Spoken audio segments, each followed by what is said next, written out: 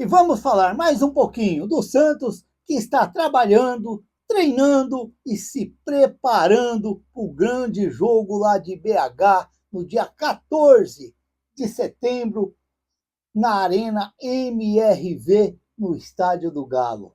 Um jogo que promete e promete muito. Vamos ter treinador novo de um lado, treinador novo do outro, treinador argentino de um lado, treinador argentino do outro, treinador que pediu reforços e o Santos foi e contratou e ele não veio, ele foi para o adversário e justamente vai estrear contra o Santos Futebol Clube e provavelmente contra os reforços que ele indicou para o Santos. Que maravilha! Que maravilha! O Santos devia contratar o Sampaoli só para ficar tomando conta de quem joga, quem não joga. Seria maravilhoso. Talvez até ali no meio do pessoal ali que fica analisando, olhando e buscando as grandes contratações pelo mundo afora, o Sampaoli rapidinho indicou aí uns 4, 5 para o Santos, e o Santos acabou trazendo acho que uns 3, 4, o Santos trouxe. É claro que tudo faz parte do futebol é assim mesmo. Hoje ele está aqui, amanhã ele está lá. E é como se diz, a gente vai curtindo e vai, às vezes, curtindo, às vezes a gente fica um pouco triste com certas coisas que acontecem, mas vou falar de novo, faz parte do futebol. Que coisa, que coisa. Ó, mas antes aqui, neste final de semana, vamos ter as categorias de base Sub-15 e o Sub-17 entrando em campo pelo Campeonato Paulista. O Sub-15 que vai jogar domingo, às 9 horas, contra o SK e Santos, deve ser SK Brasil e Santos, às 9 horas, no dia 7/9. É o jogo da terceira rodada da terceira fase. A Inter, que é a líder do grupo do Santos, com 6 pontos, o Santos que está com 3 pontos em segundo lugar, e o SK e a Linense, que tem apenas um pontinho. Mas no sábado, amanhã, o Sub-17 também entra em campo, desta vez contra o Esfera, acho que é lá em Jarinu, Esfera e Santos. Dia 6/9, às 11 horas, o Santos é o líder com 6 pontos ganhos, o Esfera é o segundo com 4 pontos ganhos, o Jabaquara tem um pontinho ganho e o Marília, o MAC, não tem nenhum pontinho, tem zerinho pontinho no Campeonato Sub-17. Tomara que o Santos se recupere da cacetada que levou do Bragantino no meio de semana, jogando lá no Centro de Performance e Desenvolvimento. É o CPD, o Centro de Treinamento do Bragantino, lá em Atibaia. Um Centro de Performance e Desenvolvimento. Só faltou falar do atleta, do garoto, do menino, ou do bebê, ou do pequenininho, que for. E hoje tivemos a apresentação do Vitor Hugo, jogador de 21 anos, que veio do Flamengo. Olha, no meu ponto de vista, no meu jeito de ver, é apenas um contrato desse rapaz no Santos. É apenas um contrato desse rapaz no Santos. Eu vou dizer por quê.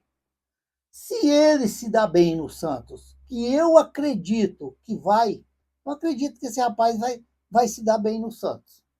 Eu acredito que ele vai jogar muita bola no Santos.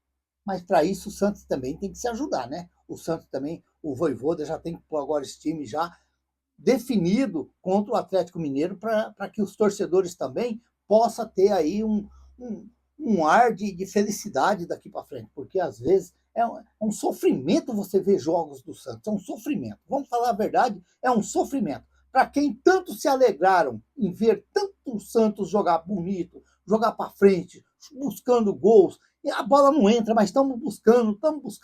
Agora você vê um time que, às vezes, quando leva uma pressãozinha do adversário, parece que murcha dentro de campo, parece que cai a cabeça dentro de campo, parece que os caras não olham para frente, parece que tem vergonha de olhar para cima.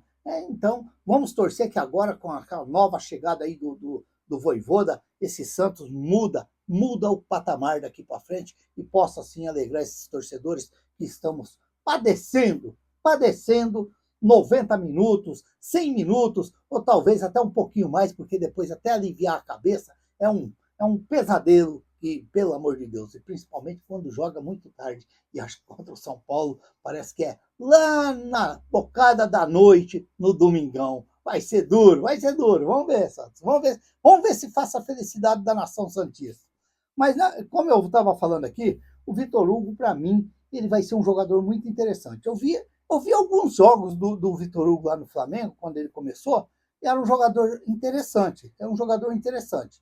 Não foi muitos jogos, mas assim, pelo que ele, ali no Flamengo, teve até chance, foi emprestado para fora, agora está voltando, interesse do Santos, indicado pelo São Paulo, e o Santos foi lá e buscou, eu acredito que ele vai se dar bem. Aí fica a minha dúvida, Se ele explodir ali no Santos, o Flamengo quer ele.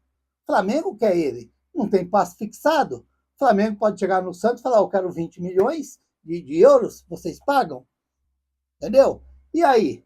Mas se ele for mal, o Flamengo vai pedir 10. O Santos não vai pagar. Então, por isso que eu falo que é um jogador de um contrato só. Por isso que eu falo que é um jogador de um contrato só. Porque se ele estourar no Santos, o Flamengo vai pedir alto. Se ele não for aquele que que eu principalmente estou imaginando que pode ser, o Santos não vai contratar. Porque o Flamengo vai pedir uma nota lá e o Santos não vai pagar. Então, vai ficar essa dúvida aí.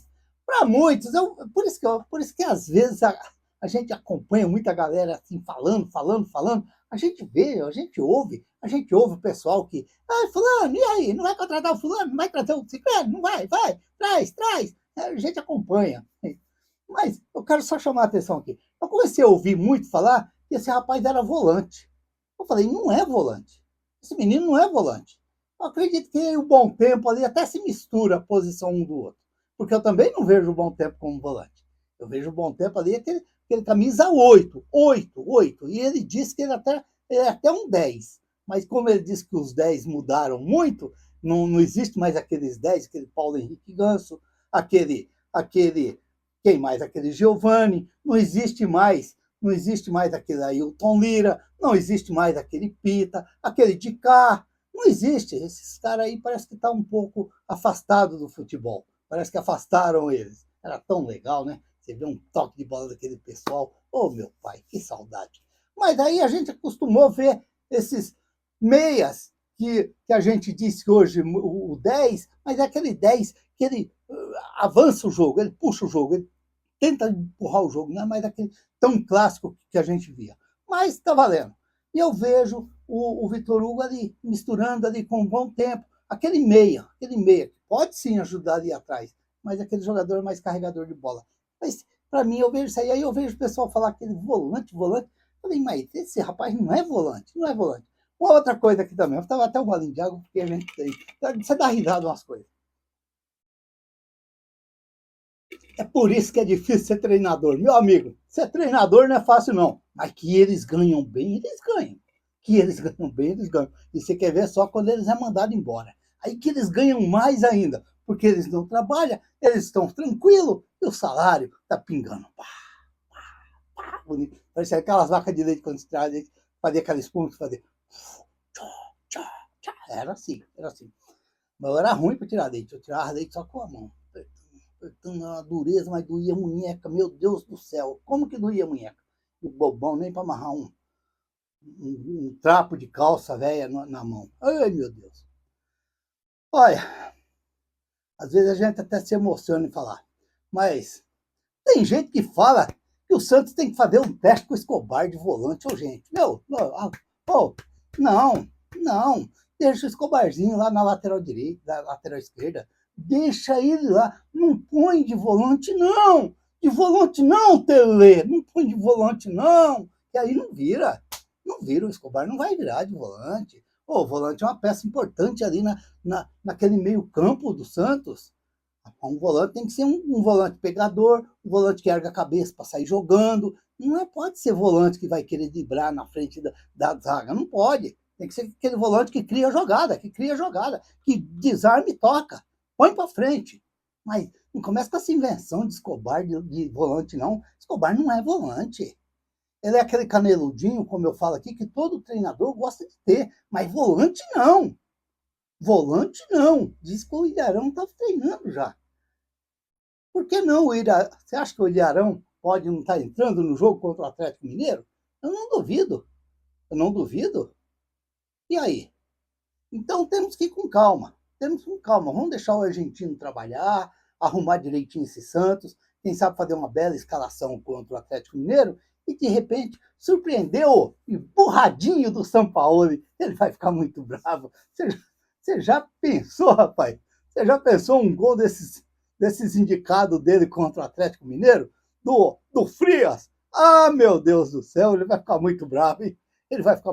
Ou do próprio Hugo, do próprio Vitor Hugo, ele vai ficar muito bravo. Pô, que o cara... Mano, aí não dá, aí não dá. Que passa, amigo? Que passa, amigo? Ai, meu Deus do céu, é interessante. Ó, uma outra coisa também, que tá a dúvida. Para muitos, o Vojvoda, ele vai vir com 3 zagueiros. Eu gostaria de ver o Santos também.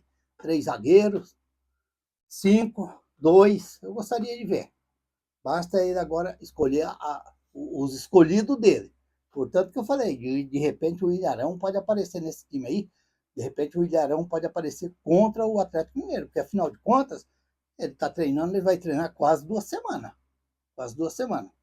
Mas vamos ver, vamos aguardar. Agora, talvez é um sentimento meu. É claro que se o Santos vier com 4, aquela famosa lá, 4-3-3, 4-3-3, ele vai entrar, não tenho dúvida que ele vai entrar com o Mike e ele vai entrar com o Escobar. Agora, eu não vou me surpreender se ele vier com 3 zagueiros e ele vier com Igor Vinícius na direita e ele vier com Souza na esquerda. Eu acredito, principalmente o Souza, que eu acredito que é o certo. 3 zagueiros e 2 alas muito bem lá na frente, que participa de gols. Porque se a gente analisar o jogo do Mike, não quero estar criticando, é cedo ainda, é claro, mas tudo depende do tempo. O Mike não tem nada para provar no futebol que ele fez no Palmeiras, fez no Cruzeiro.